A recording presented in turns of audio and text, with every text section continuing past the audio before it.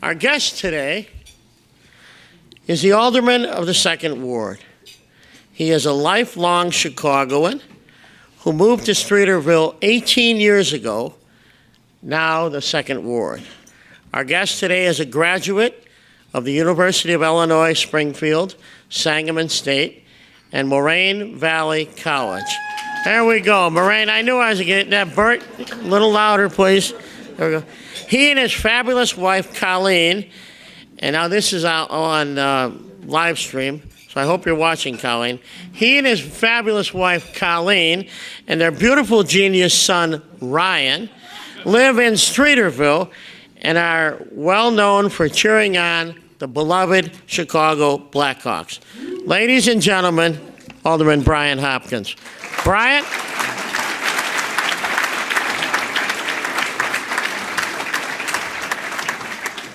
Thank you so much, Jay. Wonderful introduction. I should mention that after 18 years, I just finally moved from Streeterville. It broke my heart to do it, but was the right thing to do. Moved for a bigger home in a school district that we like. So goodbye to Streeterville. Hello to a new part of the 2nd Ward. Someone told me, Alderman, you're now living on the edge of your ward. And I said, you know, there's no place in my ward that isn't an edge of my ward. So I had to do it. But thank you, Jay. Thank you, Father Pat, for the invocation. I want to start off, as so many City Club speakers do, with some personal shout-outs and acknowledgments, of course. Jay mentioned my beautiful wife, Colleen, who couldn't join us today. She was recently promoted to Chief Executive Officer of the residential treatment facility that she's worked at for about 10 years now, so I'm very proud of her. There's a number of people here in healthcare who both know my wife, Colleen, and Timberline knows the facility that she's now privileged to lead. And I want to thank you all for your support in the work that you do. My mom is here, Barbara Hopkins. Hi, Mom.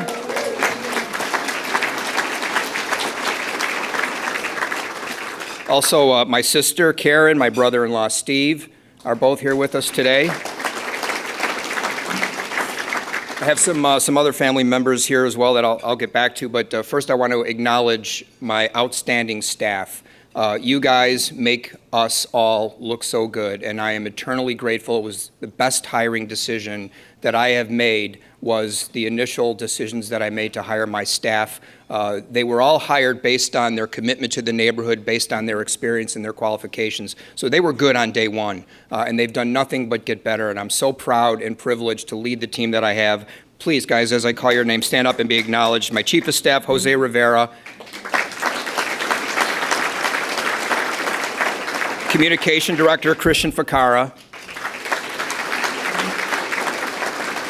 My Office Manager, Lisa Ryan. Political Director, John Guillen. Infrastructure and Business Liaison, Dean Argyris. And my newsletter editor, who also works for the great Chairman of Finance, Ed Burke, Steve Nikotopoulos. Steve. My ward superintendent, John Drosos. John, are you here? John couldn't make it today. He's out in an alley right now dealing with some dumpsters, which is what he's been doing for the past 25 years. He knows more about the streets and alleys of Chicago than anyone I know. I also have a couple of people that I want to acknowledge that have done some outstanding volunteer work. Kit Barbaro and Rich Hillstrom.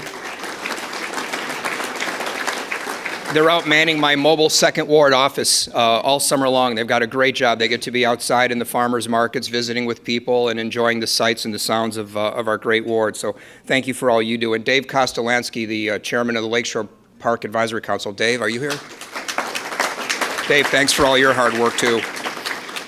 And finally, my partner, Committeeman Tim Egan of the 2nd Ward. Tim, you've been a great partner. Thank you for all your support, everything you do organizing the ward. You're a wonderful leader, and you're a great dad, which I appreciate. Tim has 4 boys. I see him out there at the baseball games, the Little League games, and is the father of a 2-year-old that I hope is going to follow in the footsteps of your 4 boys. Tim, I want to give you a shout out for that. Thanks, Tim.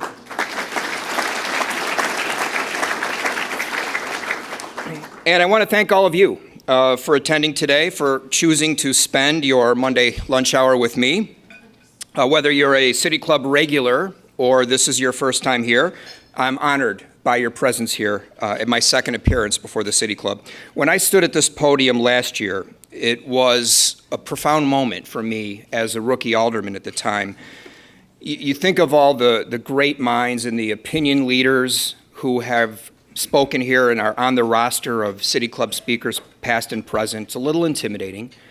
You can't help but feel the weight of the influence that this organization's had. This is a policy forum that encapsulates the highest practices of civic discourse, and many of the ideas presented here have been woven in to the fabric of our civic tapestry, and they become a part of Chicago's history. All that, and you get a free coffee cup too, so you can't go wrong. I'm excited to be back here again, even though the experience of speaking here is diminished by the absence of a dear friend and a mentor who introduced me when I spoke here last year. I speak, of course, of the late, legendary Paul Green.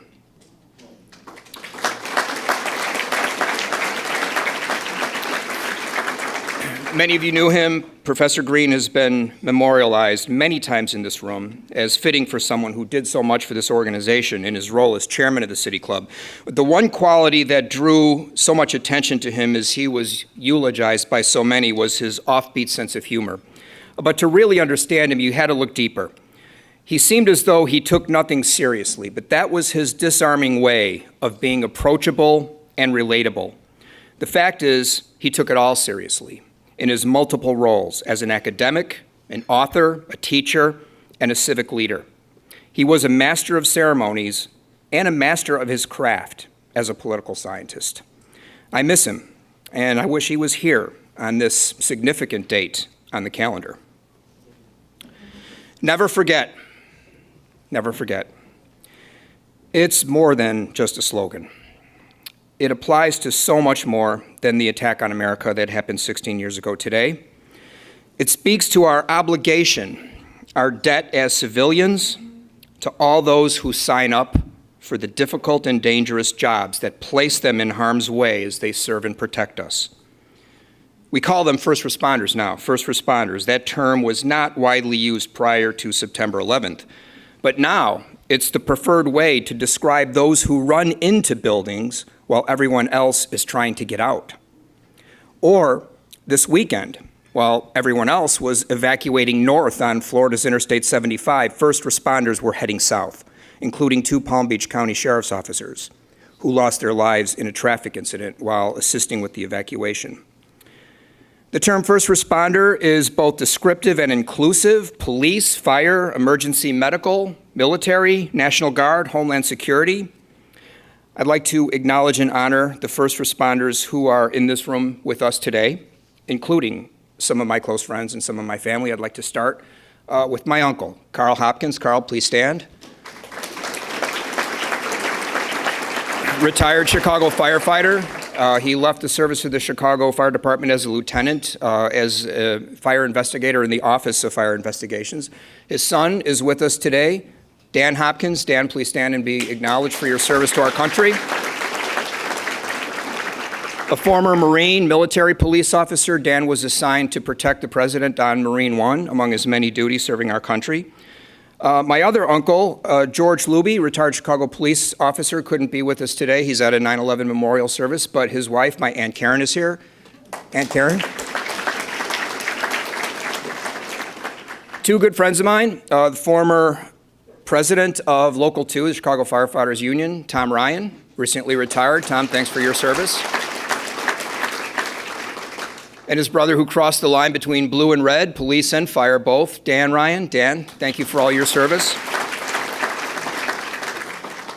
Any other first responders, please stand and be recognized by all of us on this day.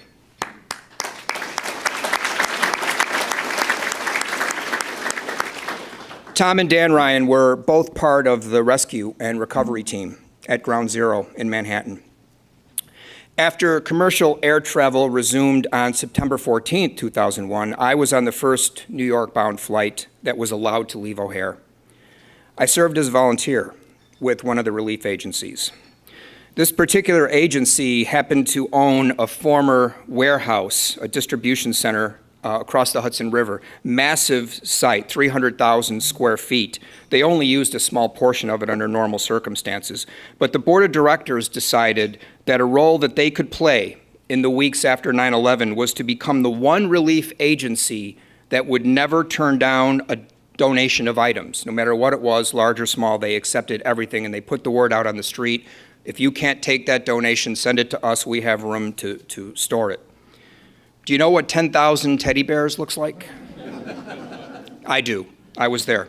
At one point during the weekend on September 15th, we had a line of trucks 3 miles long on the New Jersey Turnpike, waiting for their turn to offload donations of all sorts from all over the nation. It was a massive outpouring of love and kindness and support. It was the best of humanity on display in response to acts that so hatefully expressed the worst of humanity. As a result of my experience as a volunteer on 9/11, that unforgettable day, I am a better human being today. I'd like to think I'm a better elected official and a better public servant for it. I think of it every time we take the Pledge of Allegiance, before every city council meeting, when we routinely honor first responders, police and fire for their work and for their sacrifices. As a public servant, I believe that's our first goal, is to serve and protect, and whether we put our lives on the line to do it or whether we bring our hearts and our souls to the job, that is what we're all in this for. And I honor you for your commitment to your oath to serve and protect. I consider myself lucky to play this role, to represent the communities of the Second Ward, and here they are. For those of you who haven't looked at a map lately, this is the Second Ward. Now, last year at the City Club presentation, we put a wooden stake through the heart of the jokes about the ward. At least my staff, I haven't heard anyone repeat those jokes. But now what I'd like to do is put an end to the process that led to this type of political gerrymandering. This is not in the interest of the community. It's not in the interest of the city, and it shouldn't happen again. I hosted an on-the-table forum for the Chicago Community Trust to address the issue of redistricting reform. It was a pledge I took during the campaign. I have a resolution that I'll be introducing to the City Council to study a new system called Auto Redistrict. It's actually a website, autoredistrict.org. Go to it. Anyone can use it. You can actually put in your community and have it draw a map for you based not on political considerations, based not on partisanship, but based on the community's best interest. It's an amazing new tool. It's sort of the driverless car of redistricting. I'm convinced it's the wave of the future. I'd like to see Chicago lead the way on that. I also talked about two things last year that I was working on in the Second Ward, one on the East End and one on the West End. They bookend my ward. Today, I'm here to talk about these visions. Last year, it was conceptual. Today, it is very real. Thanks to the hard work of our committed leaders and all the support and the task forces and the many volunteers that have been working with us, the reality is coming true right before our very eyes. The first is the Lakeshore Drive renovation plan.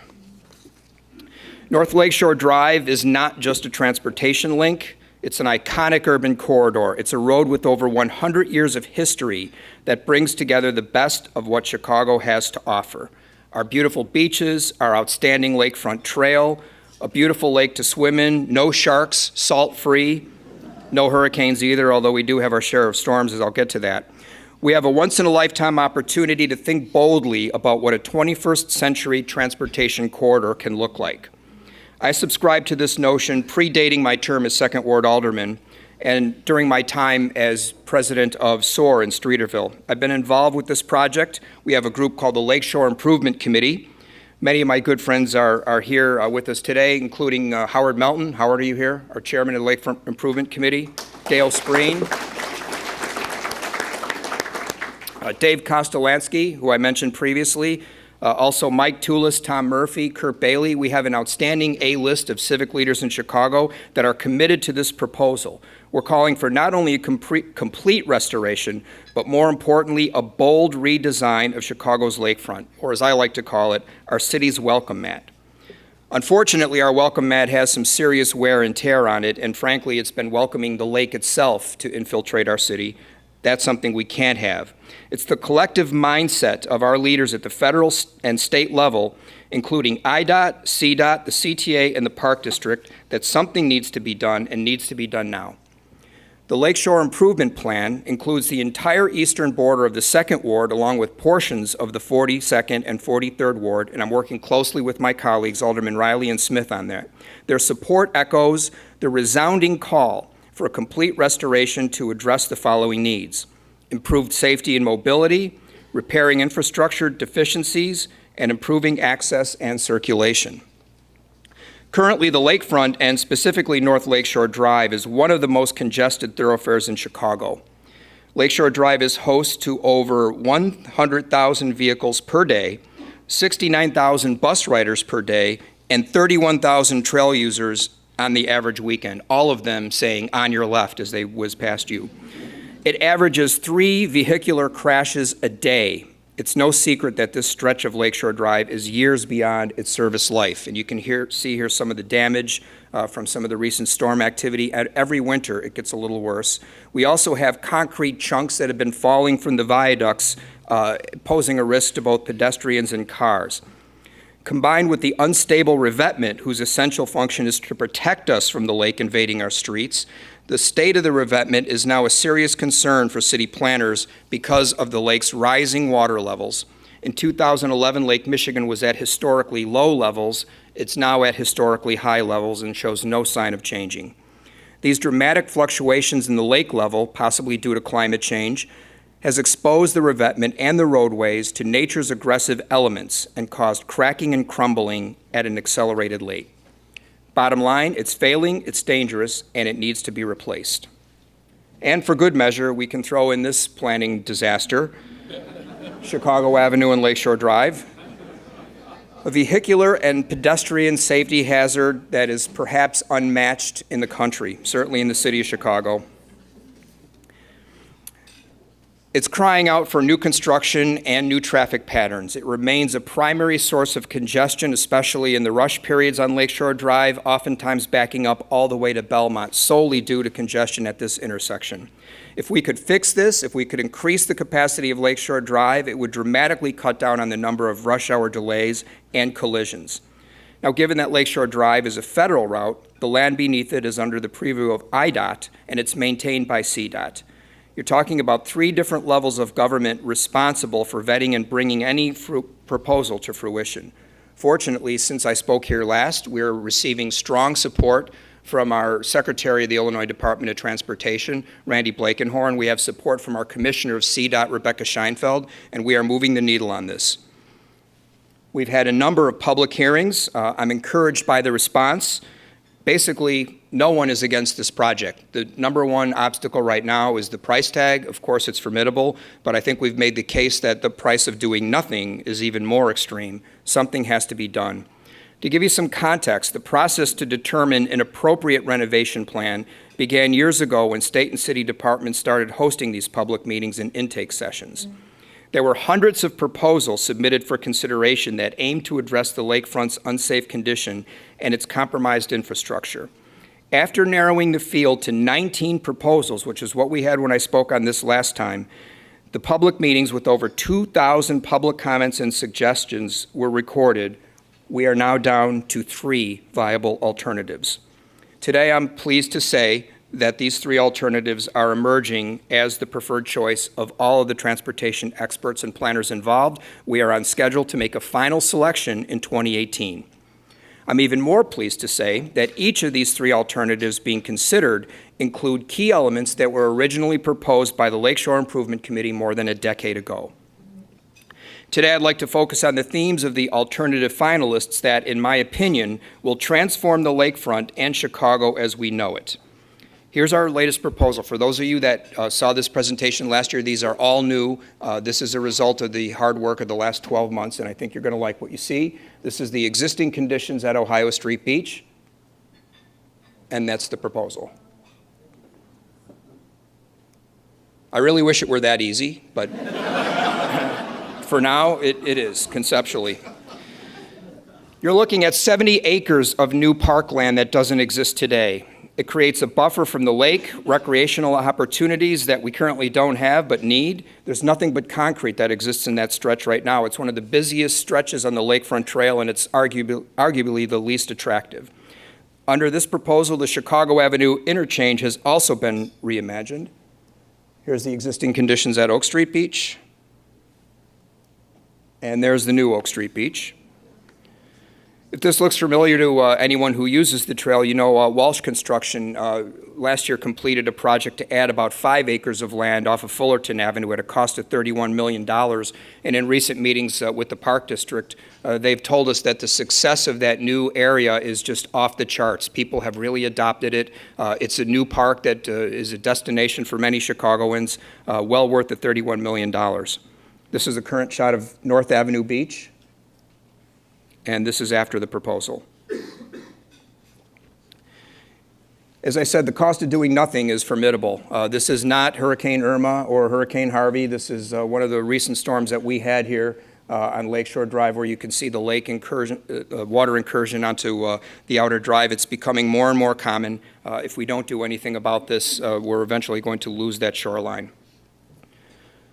So if we're going to do it, let's do it right. We all know the famous quote from Daniel Burnham. I don't even have to say it. We all know what it is. We know what it means to the city. We owe it to our city to be ambitious, to plan for the future, commit to initiatives that make us fall in love with Chicago over and over again. This is one of the projects that will do just that.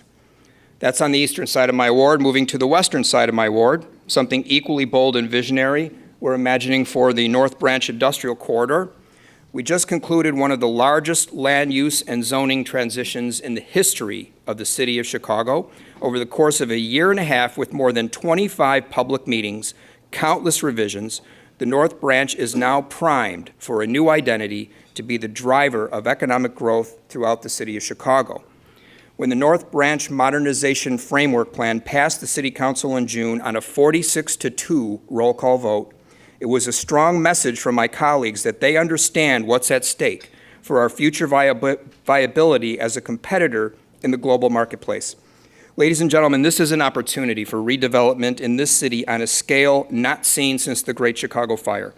I'm excited and privileged to be the alderman that will represent this area, sparking economic growth and transforming our entire city.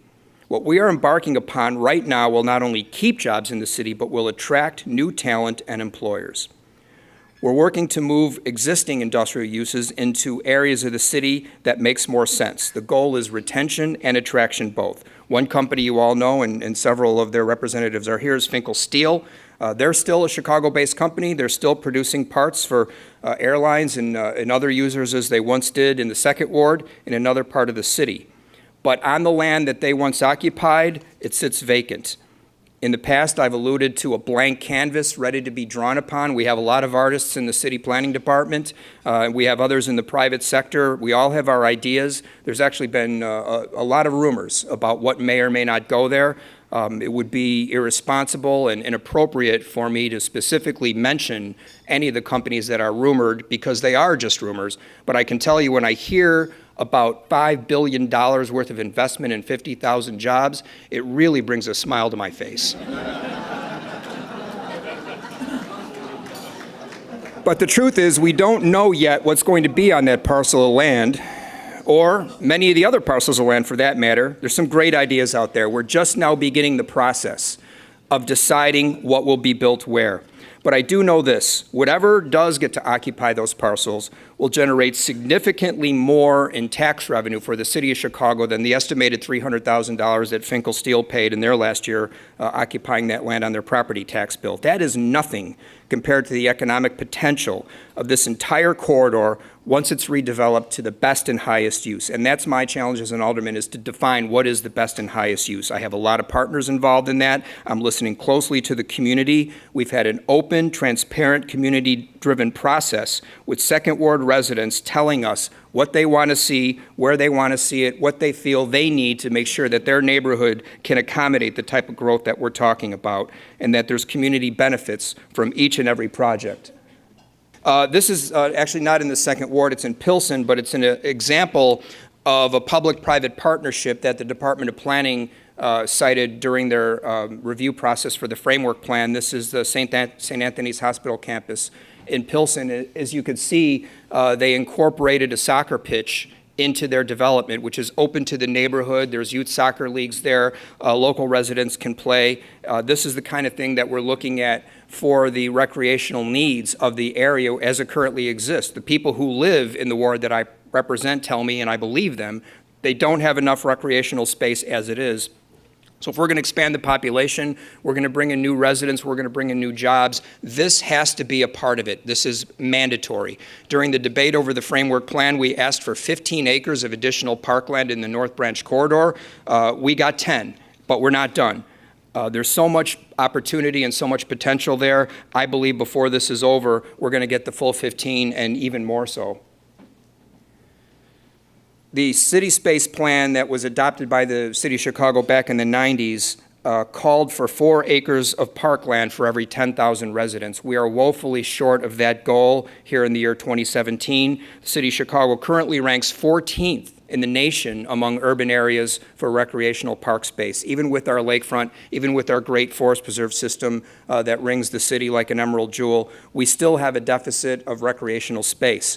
This development proposal for the North Branch can address that, and it will address that. That's mandatory.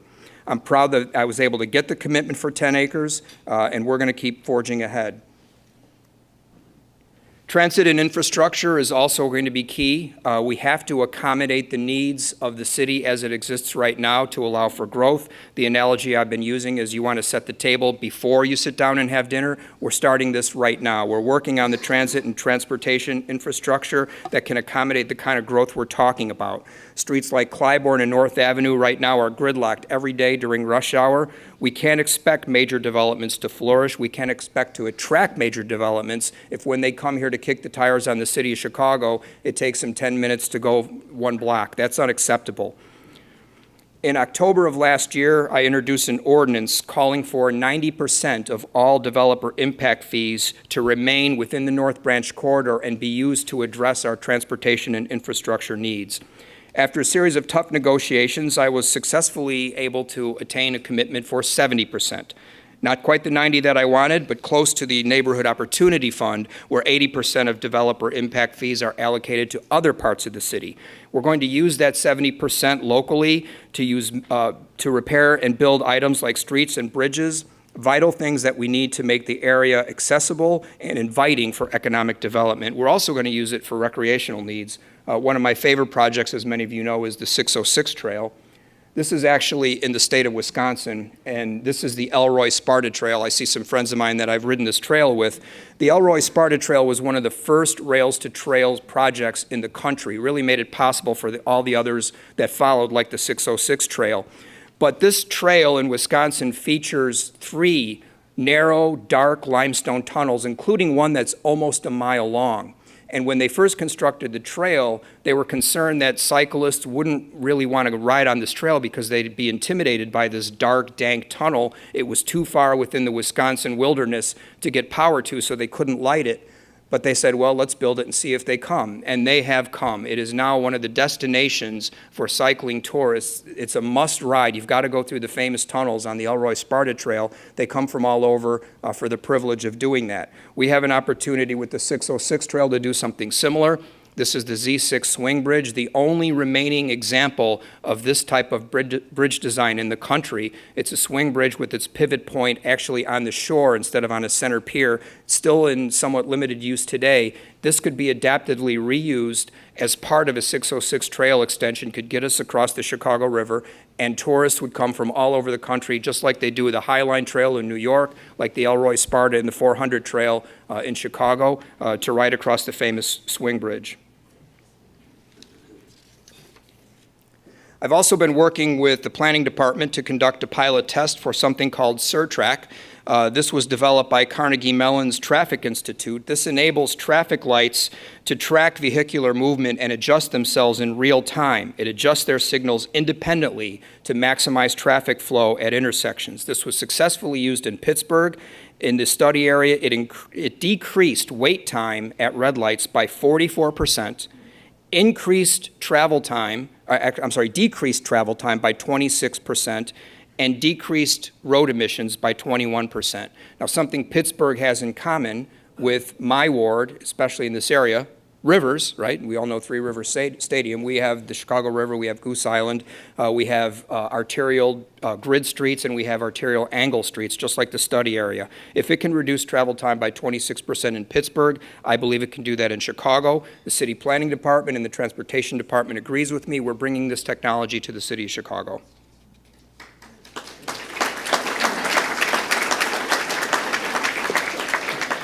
So let me just end on this note. For the last 5 years, the city of Chicago has led the country in corporate relocations. I welcome those jobs. I welcome the employment. I welcome the new development and the opportunities that it brings. The North Branch has the ability to accommodate the live, work, play lifestyle that so many of these companies are looking for. And this summer, the City Council supported this vision and endorsed the future.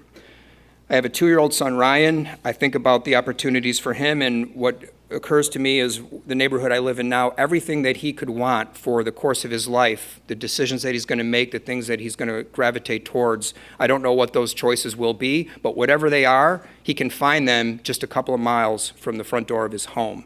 To me, that is what the city of Chicago represents, and we have so much more to do. I'm thrilled to be a part of this decision-making process right now. We get to put a brush to the canvas that I mentioned, and we're going to lead. We're going to provide the leadership to make this happen. It won't be easy. There's always resistance, but this is a once-in-a-lifetime opportunity. Together, we own it. Thank you very much.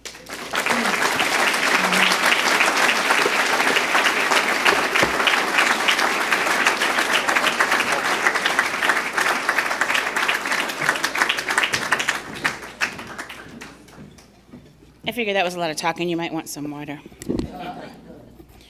So those graphics were pretty cool. That was kind of neat, clicking those back and forth. I might need to see that again, just because I like to see stuff like that. One thing I will say is that I appreciate a true Chicagoan. And I think all of us in this room actually, I mean, I don't know, how many Hopkinses do we have here today? 2, 3, 4, 5, 6. Seemed like about 50, but you know. And your staff, I mean, that's great to see. You know, when you can tell when someone is well supported, and that means that they're doing the exact same thing. So congratulations to you for having so many of your family here. Do we have any questions? Okay, so, you know, I usually say that's a sign of a really great presentation. I'm sure that someone is going to, I knew, see, yeah. Not going to get out there. Yeah, you weren't going to get off that easy. Not I was going to have to ask you about that Elroy Sparta tunnel, and do you ride through there in the dark? Yeah, no. I don't know about that. Dan Gibbons, do you ride a bike? Do you ride a bike? Would you ride through that tunnel in the dark? Oh. Yeah, no. So we have a question here from, I hope I'm saying this name right, Farrell Terry, is that right? Okay, I'm hoping that was right. You are a member, and the second ward resident, so you have a constituent here. You work very well with our 18th District Police District. Do you think our crime at Clark and Division is finally seeing a decrease? That's a challenge. We're working on that. I'm out there with my staff, my ward superintendent, who I mentioned earlier, my chief of staff. We're working closely with the 18th district, including having some undercover operations that are in progress right now. That's been a real problem. We have homeless people who live in the bus shelters. We have drug sales. We have drug use. It's been going on for quite some time. We've been able to successfully relocate some of the individuals that were living there in the last couple of months, and what we've seen is new individuals move in pretty quickly right behind. So it's a very difficult problem. It requires balancing humanitarian concerns with community and quality of life concerns. It's not an easy thing to do. In my professional background, I served as executive director for the Illinois Coalition for the Homeless for a period of time. So I approach this from a standpoint of human need, but I also live in a community that I want to be proud of, and I want people to feel safe. When people get up in the morning to go to their jobs at 6 a.m., 7 a.m., they don't want to be stepping over needles. You know, and they don't want to feel intimidated, and they don't want to see the signs of social decay and social breakdown. So it's a tough balance to strike, but we're working on it. And I've actually recently accepted a position within the City Council as chairman of the first subcommittee that the City Council has ever established to deal with the issue of homelessness. We've had task forces before, we've had all sorts of things within the administration, but the City Council as a legislative body has never taken it on directly as a main issue worthy of its own subcommittee. Clearly it is that. We have a crisis in the city of Chicago, and we need to muster all the resources that we possibly can to solve this problem.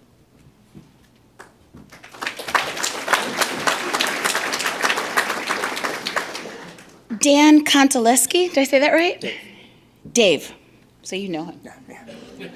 Sometimes I just feel absolutely ridiculous when they can see the name and they're like, yeah, you're butchering the name. So this question is about bikes and the environment and something about significant taxes to maintain the roads. Where is Dave? He's in here somewhere, right? Oh, right. Oh, okay. Yeah, cars pay taxes, why not bikes? Cars pay taxes, why not have licenses for bikes and things like that? Well, the short answer that you always hear from the cycling advocacy community, of which I am a part. I was a regular bike commuter. I rode my bike to work every day for 15 years. Cars actually cause significantly more damage and stress to the roadways than bikes do. Cars require, as I can tell you, $1.3 million worth of asphalt every year in the Second Ward, largely due to the impact in the usage of the roads by cars and trucks. Bikes don't have that type of impact, so you could justify it that way. But I actually believe that we would be better off if we found a way for cyclists to have to contribute to the road fund every year. I've proposed in the past a tax at bike shops on bike parts and bike tune-ups, bike repairs. It wouldn't really amount to much when you compare to the amount of money that comes in the road fund from motor fuel tax, but it would allow bikes to say to questions like that, we pay too, right? And it's only fair. And it also raises the issue of whether or not bikes are intended users of the roadway. That's a question that has profound legal implications. There's actually a couple of significant cases of people who were injured on a bike and tried to seek remuneration for their injuries, and we're told you weren't an intended user of the roadway, you were just there on the road riding your bike, you're allowed, but you're not intended. We'd be better off as cyclists if we had the right to be on the road, and it was clearly stated right, and we paid for the privilege just like every other user of the road does. I also want to mention on the Elroy Sparta Trail, it does create jobs. You don't have to ride through that dark tunnel. When I rode through it last time, there was a guy selling flashlights at a little lemonade stand outside of the tunnel. So he told me he'd been selling flashlights there for years and years. So that was a nice touch. I think we actually bought a flashlight, so we didn't have to ride through that dark, intimidating tunnel. Flashlight, maybe. Dark, no. How long is it? Almost a mile. Yeah, no. Yeah. So Dr. Green would often say that penmanship is so important. I don't know if that came from the academia side of him or just from him being Dr. Green. So in case you all were wondering, yesterday was the actual anniversary of us losing him and heaven gaining him, so we are all missing him tremendously today. Dan Gibbons says, you've been very supportive of the Magnificent Mile Association. Thank you for that. Can you speak to some of the proposals that you're working on and how they can support Mag Mile and vice versa? Oh, sure. Yeah, we face a real challenge right now with the shakeup in the retail industry, bricks and mortar in particular. When you think of shopping destinations and you think of the suburban malls and seeing that the change that they're undergoing, we have a real challenge on Michigan Avenue, which is part of the economic driver of the city.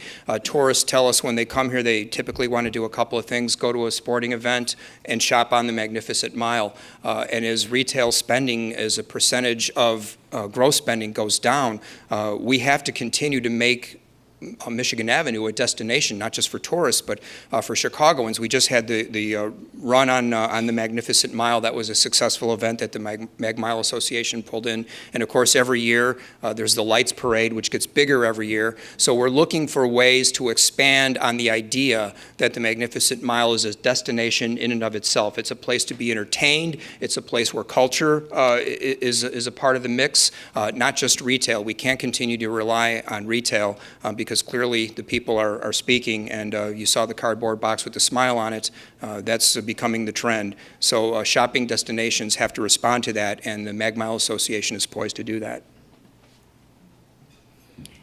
So you've talked a lot about what's going on Lakeshore and your plans for the Lakeshore and all that. Bruce He's used to it, Bruce L. Bruce L. Are you Bruce L? How do you say your name? Yeah, Bruce L. Just easier for all of us, right? So you talked about, Lakeshore Drive and all that kind of stuff. Do you have any suggestions or comments or thoughts about some of the enhancements or changes to the river? Oh, sure. Yeah, I didn't really touch on that, and that's an oversight. We're very excited. Commissioner Deb Shore, is she still here? Commissioner Shore, are you here? Yeah, in the back of the room.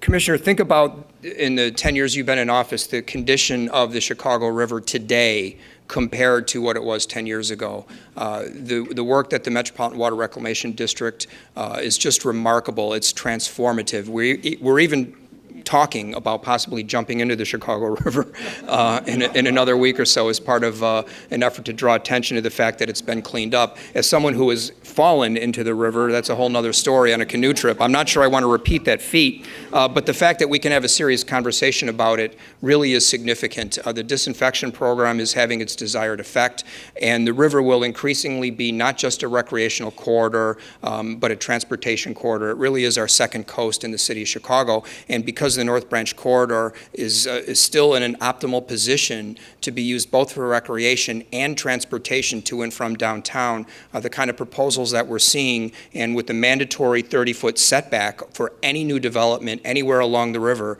we'll never get another situation like with the East Bank Club where it puts a cold shoulder right up against the river. That is not going to be permitted by law, and that law is already passed. So all the new development that's going to take place throughout the North Branch corridor will incorporate an active public space as part of making the river more attractive for users of all kinds. And it's really going to be a great opportunity to develop that river as the water cleans up even more.